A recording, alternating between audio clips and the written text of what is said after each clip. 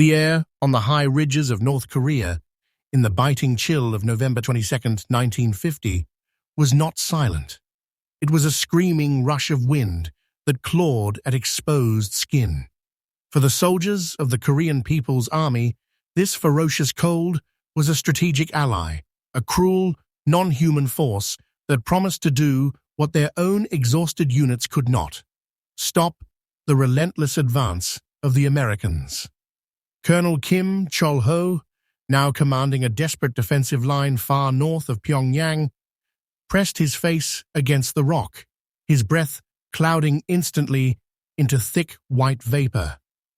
His men, shivering in their thin uniforms, watched the high-altitude weather patterns with the devotion of men observing a sacred ritual. They knew the history of warfare in this bitter land. Winter had always been the great equalizer, the final, unassailable line of defense against any foreign invader. Kim's latest unfolding map of defense was built entirely upon the expectation that the enemy's soft, logistical tail, their comfort-addicted supply lines, would simply freeze solid.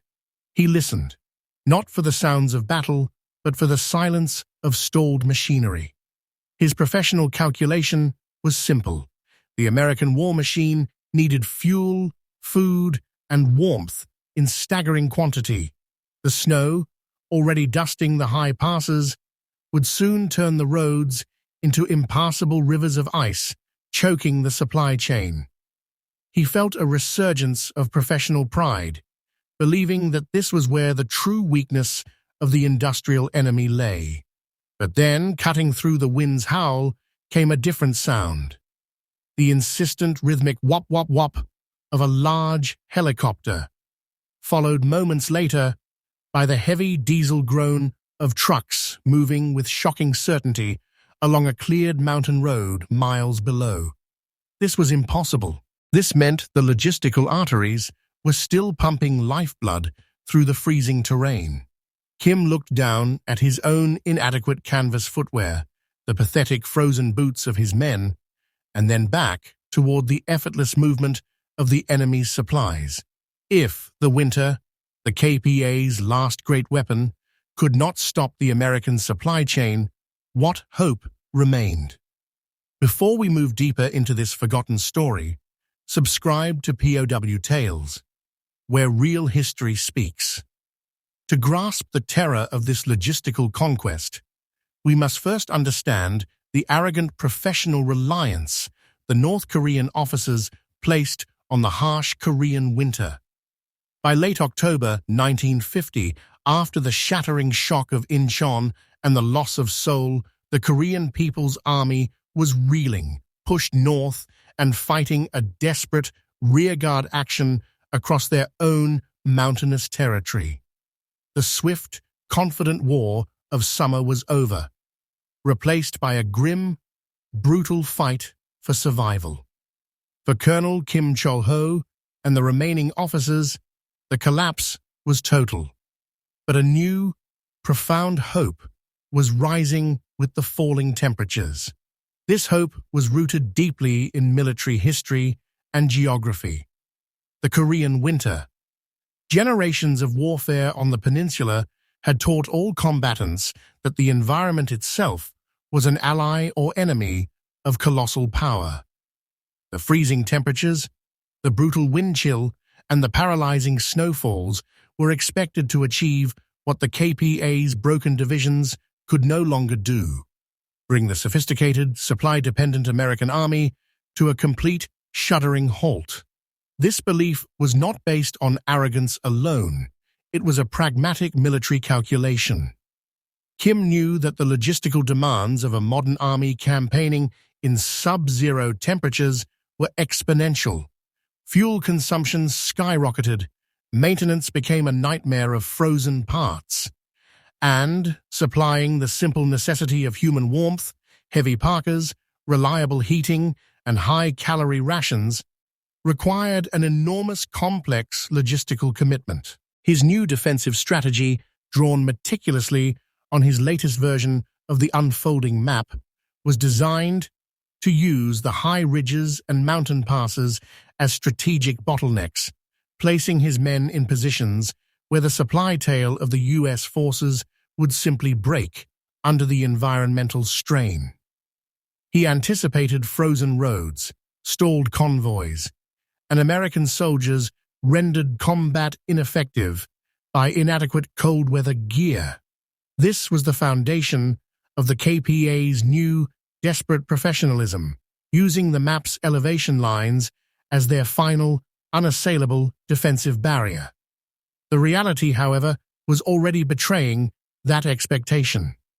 While KPA soldiers shivered in inadequate cotton uniforms and struggled with frozen boots that had long ago ceased to offer protection, the advancing U.S. and Allied forces were demonstrating a chilling industrial capacity to conquer the environment.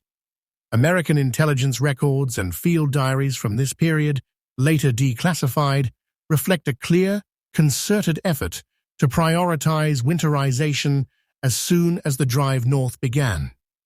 It wasn't just about handing out parkas, it was about specialized fuel, Arctic-grade lubricants for artillery and vehicles, and most crucially, a logistics chain that used every available means to leapfrog the freezing, broken terrain. The constant, overhead whop-whop-whop of the ubiquitous helicopter, delivering supplies directly to forward platoons, was the most profound, immediate challenge to Kim's environmental strategy. The American logistics machine was refusing to freeze, defying the most fundamental law of winter warfare that every KPA officer had been trained to obey. This relentless flow of warmth and material was destroying the morale of the defenders faster than any frontline battle, setting the grim stage for their final collapse. The North Korean confidence in the environment was more than just military doctrine. It was an ideological article of faith. They had witnessed the Japanese occupation falter against the rugged terrain and harsh climate, and they truly believed that Western affluence had rendered the Americans incapable of enduring genuine hardship. The KPA's own supply lines, dependent on human porters and rudimentary rail networks, were already collapsing under the load, a fact Kim attributed to the enemy's successful initial counterattacks, but which he believed winter would now render moot. He expected the enemy's problems to be exponentially greater than their own, a strategic miscalculation rooted in his contempt for American comfort. The intelligence reaching his command post, often delivered by freezing runners, consistently underestimated the Allied capacity for cold-weather logistics, adhering to the comforting, preconceived paper plans of environmental victory. However, the American response to the Korean winter was not a desperate reaction. It was a mobilized industrial counterattack. The U.S. Quartermaster Corps, drawing on lessons from the frigid European theaters of World War II, initiated a massive round-the-clock airlift of specialized cold-weather gear. This wasn't just about parkas. It was a systematic supply of Arctic-grade sleeping bags, insulated boots, the very antithesis of the KPA's rotting canvas, and inadequate foot wrappings, and high-energy rations designed to fight the debilitating chill. Critically, the U.S. military rapidly deployed hundreds of small, specialized heaters and fuel systems to keep vehicles and men operational in sub-zero conditions. The most psychologically damaging element, however, was the establishment of the air bridge. The sky, which the KPA hoped would be closed by the elements, became a reliable conveyor belt of warmth and sustenance. Pilots risked extreme turbulence to drop supplies directly onto forward fire bases, a practice that defied Kim's military experience, where resupply was a vulnerable, ground-bound affair. When Kim saw American soldiers establishing forward outposts, often warmed by the glowing heat of forced air heaters and able to maintain operational readiness, the full scale of the logistical defeat began to dawn on him. The enemy hadn't just defeated his men, they had defeated the very concept of natural immunity that the KPA relied on. The winter, their final, magnificent defensive line on the unfolding map, was being systematically nullified by specialized oil, synthetic fibers, and aviation fuel. This shocking, industrial-scale defiance of the cold robbed the KPA soldier of his last psychological shield. If the winter wouldn't stop the Americans, nothing would. This cold, hard reality began the irreversible psychological descent from professional soldier relying on nature to desperate fugitive fighting an endless factory line. The descent from professional calculation to devastating realization began when the first heavy snowfall, which Colonel Kim Chol-ho had welcomed as the great strategic checkmate, failed to produce the expected American paralysis. Instead of stalled trucks and frozen soldiers, the reports filtering back from the forward observation posts spoke of snowplows, industrial-grade equipment moving with an unstoppable, methodical rhythm, clearing the main supply routes almost as fast as the snow could fall. This was the final, brutal realization. The enemy didn't rely on the terrain. They simply conquered it. Kim watched his carefully drawn lines on the unfolding map, lines that followed the harsh contours of the mountains, become obsolete, outflanked not by infantry, but by hydraulics and diesel fuel. The psychological impact of this logistical defiance was immediate and devastating. The KPA soldier, already exhausted and ill-equipped from the route south of Seoul, had pinned his last, desperate hope on the winter. When that hope was systematically bulldozed away, the resulting drop in morale was catastrophic. The physical reality of the descent was marked by the gnawing, pervasive cold. Kim's men were fighting in thin, tattered uniforms, their feet wrapped in rags inside their rotting frozen boots. They began to suffer casualties not from enemy bullets, but from the brutal indifference of the climate, frostbite, hypothermia, and the slow, debilitating onset of starvation. The stark contrast was everywhere. On one ridge, a KPA unit was reduced to burning its own rifle stocks for a moment of warmth. On the next ridge over, American troops, supplied by helicopter, were settling into heated tents, maintaining a high level of combat readiness. Kim's duty devolved from directing maneuvers to managing human misery. He had to deal with the sickening reality of frozen supply mules, their cargo of meager rations forever locked in ice. His orders to hold the line were contradicted by the evidence of his own eyes, the continuous stream of American resupply planes overhead. He realized that the U.S. was fighting a different war entirely, a war waged by industrial command. The enemy had simply created their own artificial weather, a warm bubble of supplies and sustenance that moved right through the KPA's natural defense. This realization transformed Kim's professional contempt for the American soldier into a cold, grinding fear of the American industrial machine, setting the stage for the physical collapse of his winter line. The most insidious weapon wielded by the American logistical machine wasn't a tank or a plane, it was the constant flow of fuel. Colonel Kim began to realize that the inability of his men to stay warm and move freely was entirely due to the absence of the fuel, oils, and batteries that the enemy possessed in limitless quantity. He watched in agony as his few remaining vehicles, vital for casualty evacuation, simply refused to turn over in the sub-zero morning air, their parts frozen solid, a tragic contrast to the American convoys that roared past on cleared roads, warmed by internal heaters and Arctic lubricants. The meticulous defensive lines he had drawn on his latest unfolding map, designed to stall and choke the enemy in the passes, were proving useless because the enemy was simply maintaining operational tempo while his own army was physically freezing to death. The snow, once viewed as an ally, turned into a terrifying enemy collaborator. Against the white blanket, the thin, dark figures of the KPA soldiers became agonizingly visible to the ever-present American spotter planes. The winter landscape, which should have offered concealment, now acted as a giant, unforgiving spotlight. Every movement, every attempt to build a fire for warmth, every meager supply drop became an immediate, high-priority target.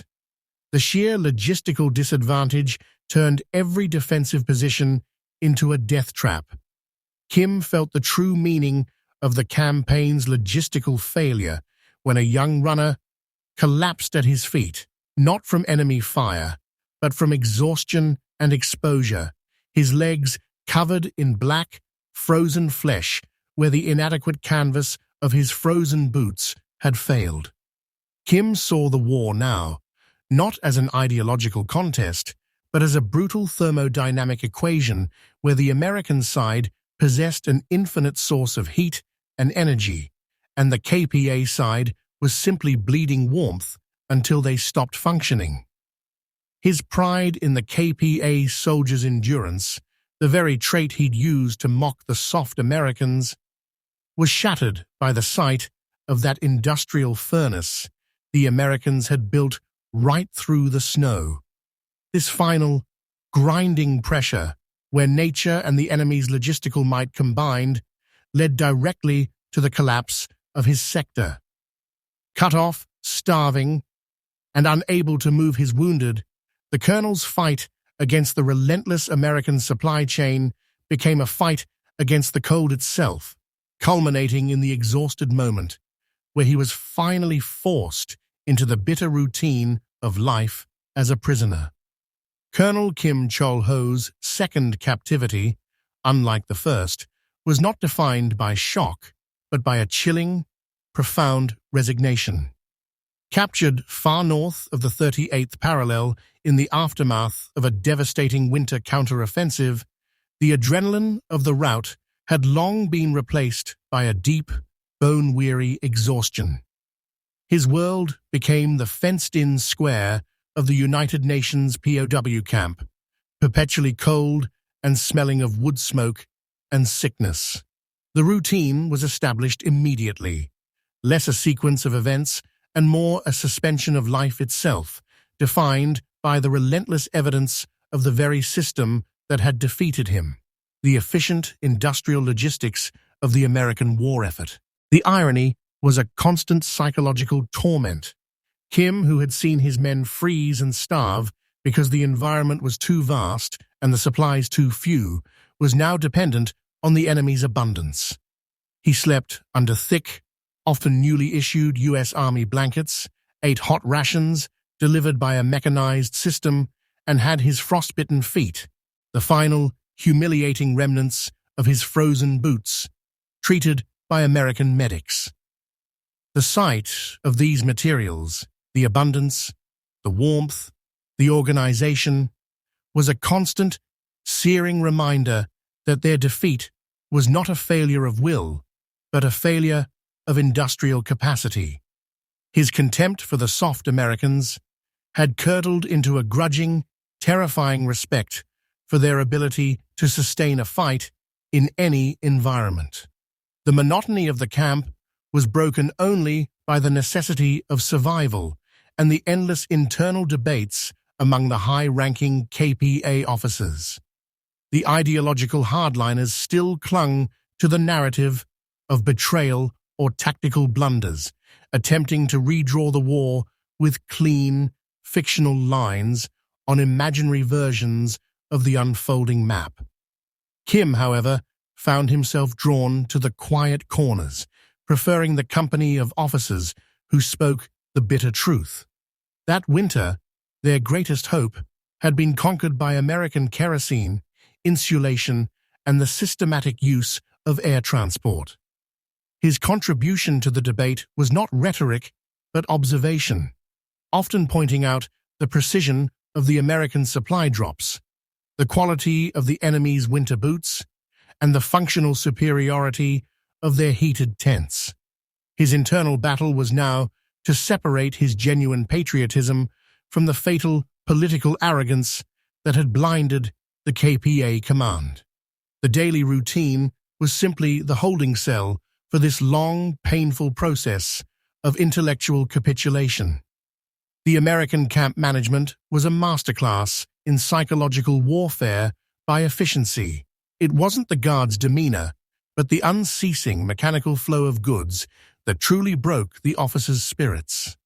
Every day, the prisoners witnessed the enemy's system operating flawlessly, a silent, powerful testament to the industrial might that had conquered their best natural defense.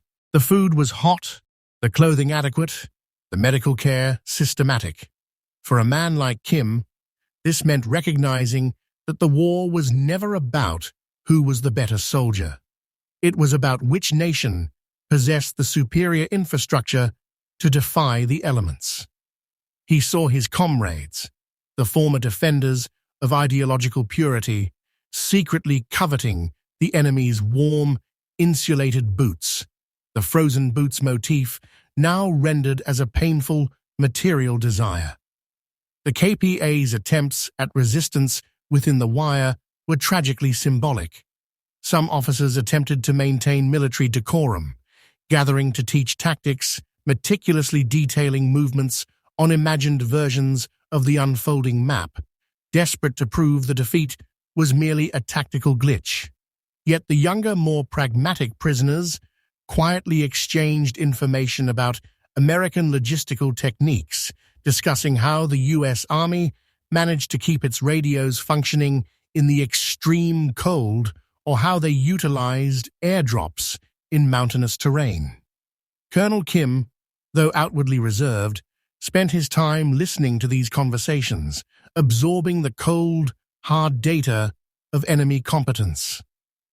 He began to see the defeat not as a temporary political setback, but as an industrial verdict. The brief flashes of human interaction with their captors only cemented this realization. A junior American officer, distributing new coal rations one frigid afternoon, remarked casually, "It takes a lot of fuel to fight your winter, Colonel." That offhand comment, delivered without malice, was more devastating than any threat. It encapsulated the entire strategic loss. The enemy viewed the Korean winter simply as a large, solvable logistical problem, one that could be overcome with sufficient resources.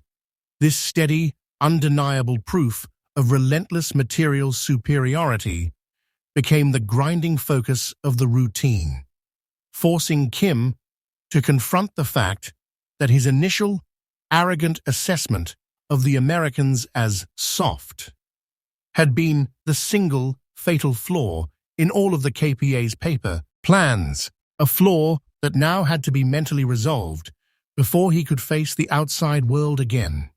The opportunity for that resolution would come not in a quiet room, but in a chaotic confrontation. Colonel Kim's true turning point arrived not in the form of a dramatic battle or a harsh interrogation, but through a cold, quiet inspection of American gear. He was temporarily detailed to a working party tasked with retrieving unserviceable equipment from a nearby storage depot, a surreal temporary re-entry into the enemy's perfectly functioning supply chain. The sheer scale of the waste, the vast piles of broken but repairable vehicles, the discarded heavy packing crates, and the stacks of used but still functional cold-weather gear was a physical, overwhelming manifestation of the industrial might that had conquered their winter defense. This was the first time Kim had seen the logistics of the enemy up close, stripped of the fog of war. The profound, agonizing moral test came when he was directed to a pile of discarded U.S. Army insulated boots. They were slightly scuffed, deemed unusable by American standards, yet they were thick, waterproof, and insulated, a king's ransom of warmth compared to the paper-thin canvas wrapped around his own frostbitten feet, the spectral memory of his frozen boots.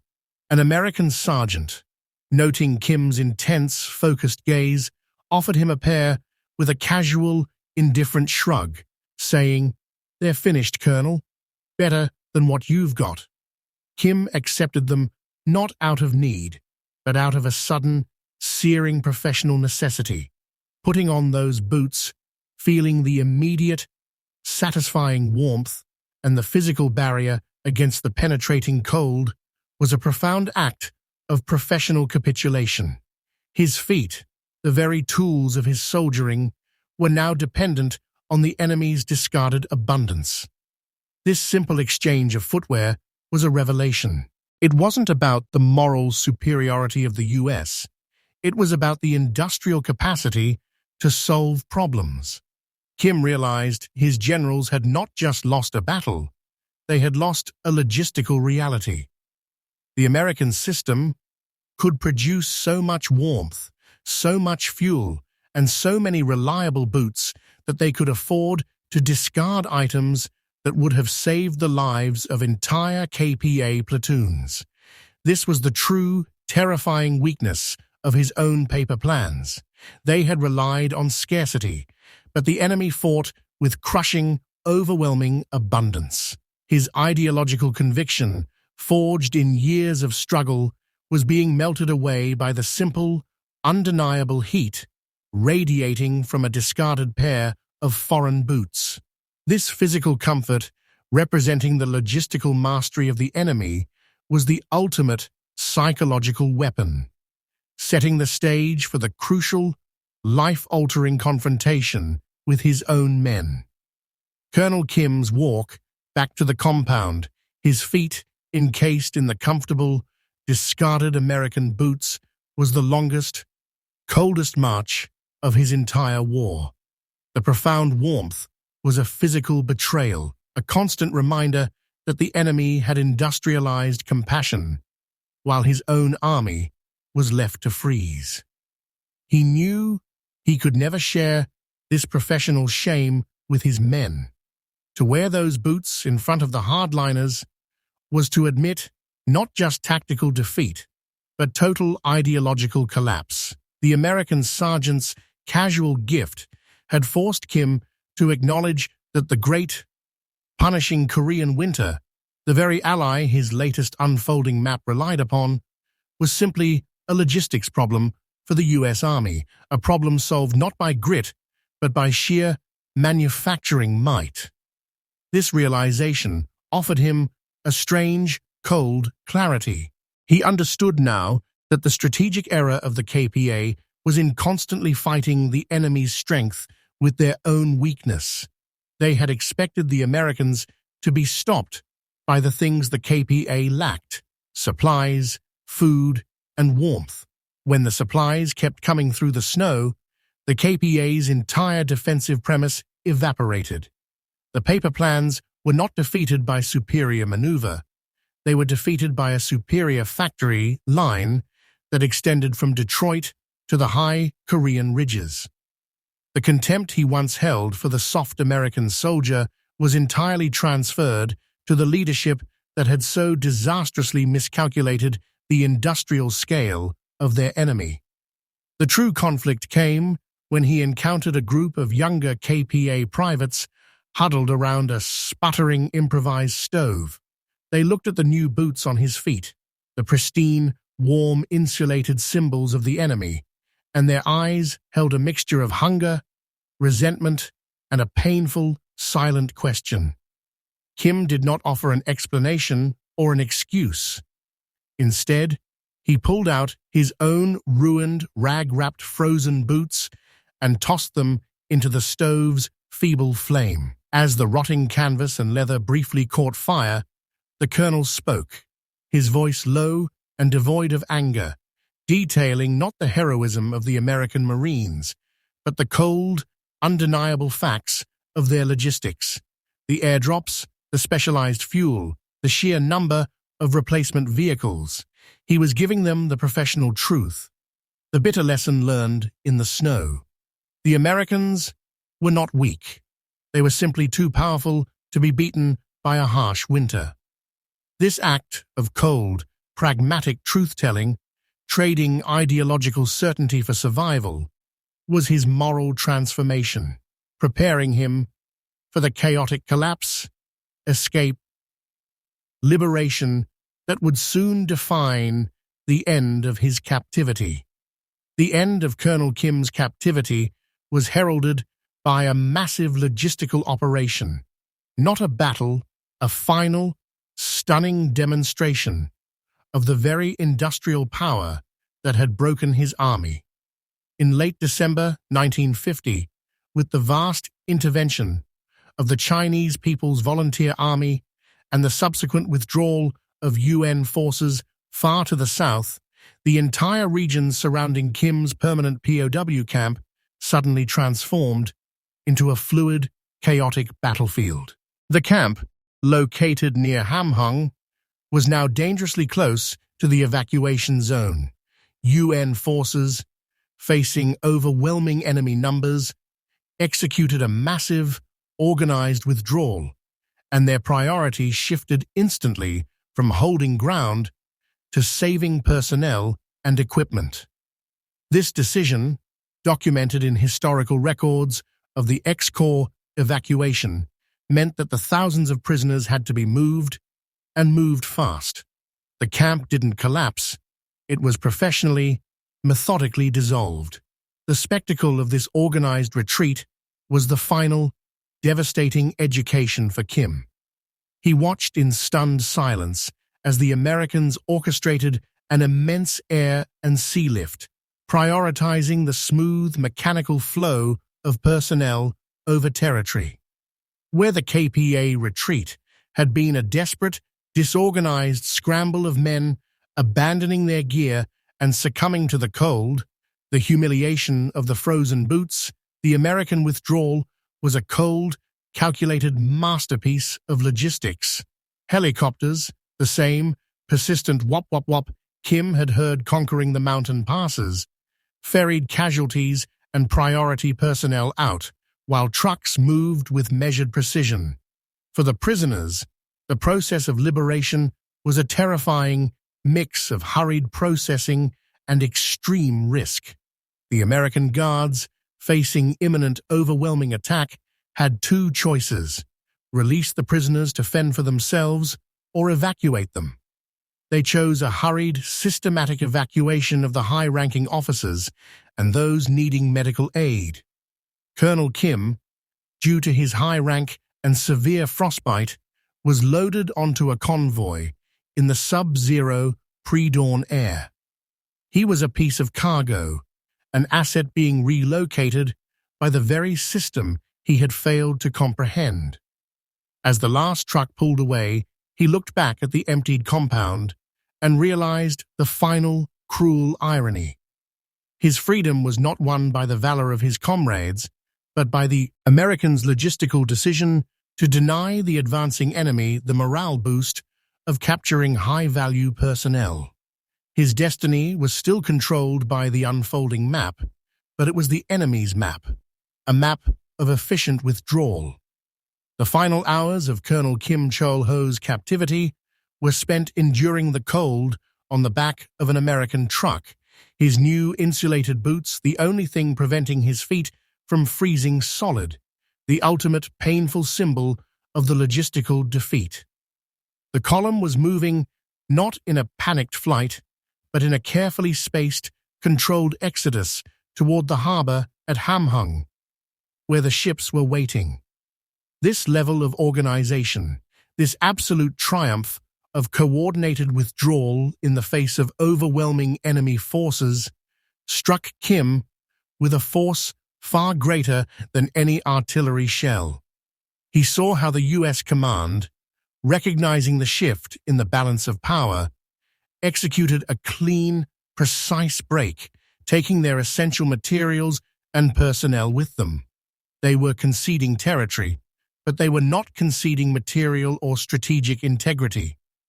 The advancing KPA and Chinese forces, meanwhile, were chasing empty air, arriving at the camp to find only the bare frames of the barracks and the silent, overwhelming evidence of an enemy that had simply packed up and left. The UN forces had meticulously destroyed anything they couldn't carry, ensuring no salvageable supplies fell into enemy hands. This final clean break was the death blow to Kim's remaining military pride. The KPA's entire tactical doctrine, the desperate unfolding map of their offensive, relied on seizing enemy materiel and relying on the cold to stall their pursuit. Instead, they were left with a burned-out shell, finding that the Americans, even in defeat, had executed a perfect logistical denial. Kim was eventually transported by ship to a permanent POW facility far to the south, separated entirely from the conflict. His liberation, the freedom from the immediate front, was achieved not through ideological struggle or a daring escape, but through the mechanical, cold efficiency of the enemy's transport system. The lesson, etched into his mind by the warmth of the enemy's discarded boots and the sight of the organized retreat, was complete. His army had not been beaten by men, but by an assembly line. The shame of his inadequate frozen boots was replaced by the cold, hard knowledge of his entire country's industrial vulnerability. He was now prepared for the quiet, agonizing political aftermath that awaited all the officers who had survived the strategic blunder. The months and years that followed Colonel Kim Chol-ho's final transfer to a permanent prisoner of war facility were a time of cold, profound ideological reckoning. The war raged on, but for the captured officers, the conflict had become entirely internal, a quiet, agonizing battle against the documented evidence of their strategic failure. Kim was surrounded by men who had fought fiercely, yet their defeat had been secured not by a single tactical blunder, but by a logistical gap that no amount of revolutionary fervor could bridge. The primary trauma was not the sight of American tanks, but the memory of the enemy's supply trucks moving through snow the KPA believed impassable. In the camp, the divide widened between the unyielding ideologues and the new pragmatists. The hardliners clung to the official narrative, a desperate fictional version of the unfolding map that ignored Incheon and the brutal winter, maintaining that their failures were purely temporary and correctable. Kim, however, found himself among the men who could no longer lie to themselves. They were the ones who analyzed the captured U.S. Army manuals, obsessively studying the enemy's methods for cold weather maintenance, vehicle anti-freeze, and airdrop protocols. They knew, with a certainty that threatened their political survival, that the American logistical success in the snow was the single decisive factor that ended the KPA's initial sweeping campaign. Kim's own contribution to these clandestine discussions was centered on the concept of industrial will. He argued that the American ability to mass-produce insulated boots, specialized fuel, and individual heaters, the very things that conquered the cold, was the ultimate weapon. He realized that the contemptuous laughter he and his comrades had shared about the Americans being soft was a catastrophic projection of their own military vulnerabilities. They had hoped the harsh Korean winter would level the playing field. Instead, it simply provided the ideal testing ground for the enemy's superior technology and organization. This hard, undeniable truth created a deep, permanent fracture in the KPA officer corps, setting the stage for the political purgatory that awaited them upon repatriation. The shame of the frozen boots was a moral burden that would never lift, forcing Kim to carry the secret knowledge of the industrial verdict of the war. Colonel Kim Chol-ho's experience in the prisoner camps became a long, silent education in political survival. Upon repatriation after the armistice, he was thrust back into a command structure that was utterly unwilling to accept the strategic, logistical verdict he had carried back from the war. The official narrative was rigid. The KPA had been tactically betrayed, or the war was simply interrupted, not lost. There was no room for the complex, humiliating truth that the American industrial machine, with its limitless fuel and insulated frozen boots, had simply defeated the Korean winter, the KPA's last great natural defense. Kim knew that his clear-eyed professional assessment that the entire war effort was crippled by the fatal arrogance of underestimating the enemy's logistical capacity was now a dangerous ideological flaw. He returned carrying the knowledge that his generals had been beaten because they fought the war they wanted to fight, relying on outdated paper plans and the mythical ally of the cold, rather than the war that was actually happening. The contemptuous laughter he had shared with his fellow officers before the winter set in, the essence of the hook, was permanently replaced by the memory of the American snowplows and the persistent whop-whop-whop of the supply helicopters. The victory that the North Korean officers had seen laid out on the unfolding map was, in reality, a mirage, an illusion melted away by industrial heat and organizational efficiency. For the rest of his career, Kim, and others like him, were forced to live a double life, outwardly endorsing the official narrative of heroic resistance, while privately carrying the cold, inescapable truth of industrial defeat. The story of the KPA's inability to fight through the snow against a continuously supplied foe became a profound, unspoken historical marker, a cautionary tale about the cost of strategic hubris against the forces of modern logistics. Kim had survived the bullets and the cold, but he was forever marked by the weight of the realization that the war was a simple, brutal thermodynamic equation that his side could never win. His final act was to carry this chilling knowledge into the long, tense silence of the post-war years. If this story moved you, subscribe to POW Tales, where every silence of war finds its voice again.